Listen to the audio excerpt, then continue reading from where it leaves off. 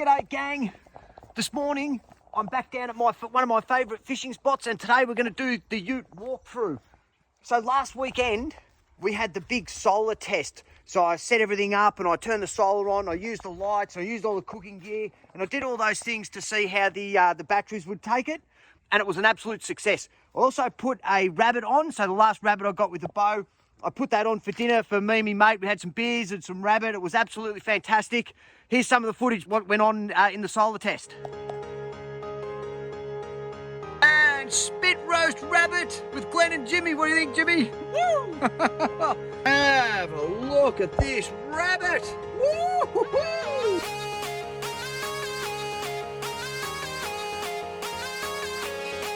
Jimmy on the cook.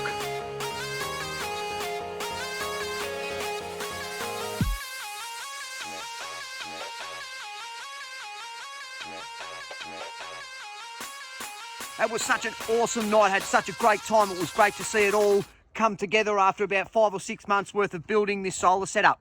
Now, let's have a look around the ute. Here we go. All right, so the first thing we've got here, we're gonna have a look at the outside of the ute. So, here's a CB aerial here. That's one CB that I've got, and that CB there lives in this box. Let's keep walking around. Okay, we've got a light up there. We've got another CB. This is the CB here. This is the one that's fixed in the car, and I'll show you that in a minute. This CB aerial here is a spare. That's my old CB. I blew that one up accidentally, so that aerial's just going to stay there anyway, just in case I need it again in the future. Now, let's keep walking around. We've got an awning up on this side. This is a 3 by 3 metre awning, 2.5 by 3 metre awning, this one here. This is awesome. So we'll get these out shortly and I'll show you how it all looks. We've got a light up here. We've got another light up here. Let's head around the other side. We've got another awning. This one is 2.5 metres by 2.5 metres as well. That's awesome. That one pulls out and I can have shade and stuff while I'm cooking. There's a light here. This light here lights up this area somewhat and a little bit down on the ground here. And then we've got this light here as well. All right, so that's the outside stuff. I've also got a little, like a little thing there to tow the bikes and stuff when I put the bike rack on when that happens. I haven't used it yet. It'll be a while before I use that, I think. So next up, let's get on the back and we'll have a look at the solar panels. Okay, righto. Here are the panels. So I've got 3 panels.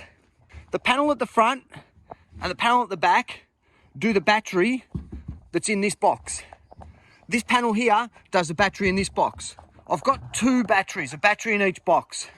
So this battery here does the fridge and the lights on this side here, and that's all it does.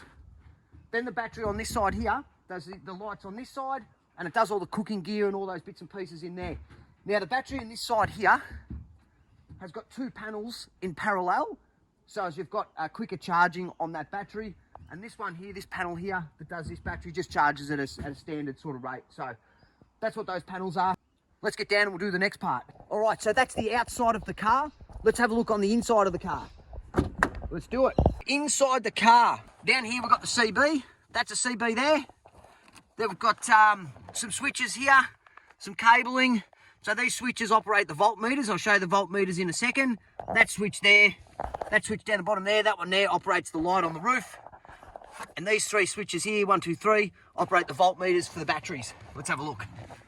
Here's the dash of the car, and we've got 3 voltmeters. We've got the one on the left here, that's the car battery. So that tells me currently the car battery is sitting at 12.7 volts, which is fully charged. And when you start the car up, you can see that these lights around the outside change, and that shows me that the battery's charging. This voltmeter here is for the primary solar. So that's the box behind the driver's seat. And this is the one that's got the fridge in it. So currently, that's sitting at 12.3 volts, which is around about 70% or something of the battery. And when the compressor turns on, we can see that voltage then drops. When the compressor turns off, the voltage comes back up. The next one here, which is this voltmeter here, 12.6, that's my secondary solar. So that's the solar on the passenger side. And that's one with all the cooking gear and all that sort of bits and pieces in it. And that's currently sitting at 12.6, which is fully charged. So basically what this allows me to do is monitor all 3 batteries in the car and tells me what's going on, what's happening at the time, is anything being used, is the compressors turning on, is the battery charging, so on and so forth. That's what all that does. So what I can do, for example, is I can show you, I'll start the car up and I can show you what happens to the battery voltmeter there once the car starts up and the alternator starts charging things. Let's have a look. We'll start the car up and just watch that voltmeter on the left. Oh, let's put the car in park first, eh? Car started, drops down 10.3 and this should go right up to about 14 volts. 14.3 volts.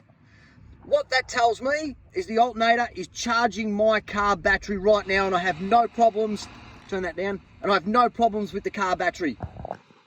Same thing happens with this voltmeter here and this voltmeter here for the solar. As the sun picks up, that voltage picks up and goes right up to about 14 volts. That normally happens around about the middle of the day.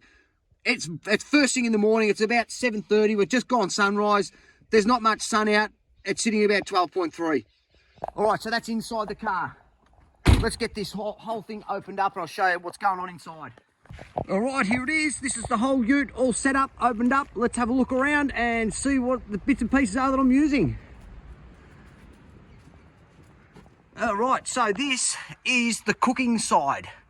So, gas bottle in there, we've got the cookers there. We've got a inverter right here. So this is a 2000 watt inverter. And I use this inverter here to run this strip light across the top here. We've got the spare CB radio. So this CB radio here can be taken out and used remotely somewhere else.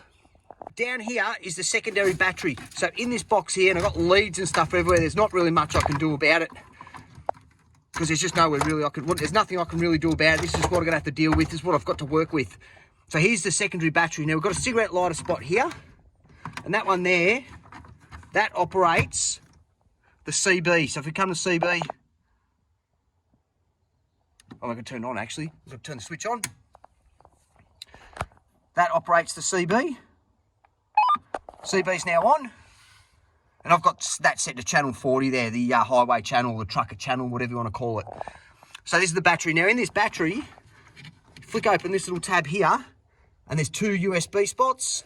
Was it 2.4 amp USB spots? We've got the cigarette lighter there. Okay, let's come up here. We've got the DC-DC charger here. So what this charger allows me to do is charge this battery right here, via the car alternator, via some circuit breakers on the other side of the box, and I'll get to those shortly. Up here, we've got a couple of circuit breakers. So this circuit breaker here, we flick this one on, and that turns the lights on and off. That light there as well, on and off. And there's a couple of terminal strips here for other bits and pieces. Now this little charger here, this is a secondary solar charger. So most of the time I use this one instead of this one. So what this one does here is it just plugs directly from the solar panel on the top of the car, and it comes out of the solar panel and out of the charger here. It charges up this battery. That's normally what I use. This is a secondary for this particular setup because this isn't a priority setup, this one here. What else we got here? Let's have a look around up here. Solvol, betadine, herbs and spices, bits and pieces, textures, band-aids, toothbrushes, you name it, it's all up here. This is all that's what's up in this spot here. This shelf here stays free for a reason. All my books and stuff go on here, so that stays free. Sometimes they've got a bit of a knife there. This stays free most of the time. Got a knife block there. Got some knives in there. Here's our bits and pieces. We got breadcrumbs, baking powder, baking soda. That one's brown sugar in there. Oil, sweet plum, which is absolutely sensational for eels. I'm always going to keep some of that on me now because that's some good gear, that stuff right there. Mozzie spray, powder, sunscreen, knives, bottle of champagne there, and some knives and forks down the back there.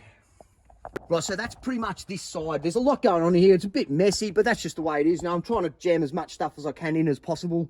When when I'm set up for a while, the gas bottle comes out and the gas cookers come out, and they sit on the back here, as you've seen. And then I've got more space to play with stuff and move around. Got 10 litres of water in there. Herbs and spices and stuff up here. A couple of temperature gauges there. That's for my smoker, which is in the back there, which you've seen before. A couple of cooking pans, foil, Glad wrap. Yeah, that's it. So that's it for this side. That's the cooking side. Oh, actually, I've got a few other little bits and pieces here which are handy. One of these multi-tap handle thingamajiggies here. I've used these before in the past when you find a tap with no handle on it. That works a treat. A couple of flint lighters there as well. Okay, let's check out the other side. So this is the fridge side. This is the tools side. This is the side with all the bits and pieces that I keep everything running with. So let's have a look. We'll get to the circuit breakers and stuff in a minute. There's the fridge. That's where I keep everything. I've got some 2-litre milk bottles there, pre-frozen, which pre-charges this freezer. Here's the setup. So what we've got here is 5 circuit breakers and a timer. What these circuit breakers do here, this one here turns on the primary solar. This one turns on the secondary solar. This one here parallels the batteries. So as long as they're off, we can turn this one on, and that parallels this battery with the battery on the other side of the car, which gives me more capacity for this fridge. Currently, I'm charging this battery via this secondary charger. This is my primary charger here, which is the DC charger. That one there, again, allows me to charge these batteries via the car. But currently, we're using this one. And it's exactly the same as the one on the other side, same as what I showed you. Now, this side here, this is something different. So this switch here turns on the lights. And same on this side, turns on that light as well. All right, that's what that switch does. We'll go back to here again, actually. This switch here turns on that LED strip up there. And this one here is a timer, and that activates this timer right here, which activates this fan to pull heat out of this box. Let's turn it on. So that fan's now running, and that fan will just suck the hot air out of this box when it gets too hot in here. So we're just going to turn that off. We don't want that on. Turn that timer off. So this side here, this is the cool side. What I've got here is a cable that runs right round to the battery in the front of the car. And if I turn these breakers on, these are accessories. So I've also got an accessory, which is a cable that runs under the dashboard in the car that tells this DC charger here and the one on the other side, if I flick these on, it then tells these chargers that I want to charge these batteries via the car battery.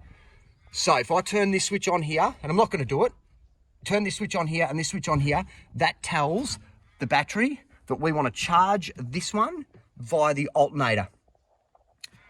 The next one's these two, which does the exact same thing, but it tells the battery on the other side of the car, it tells the DC charger there that we want to charge that battery via the alternator. So that's that setup.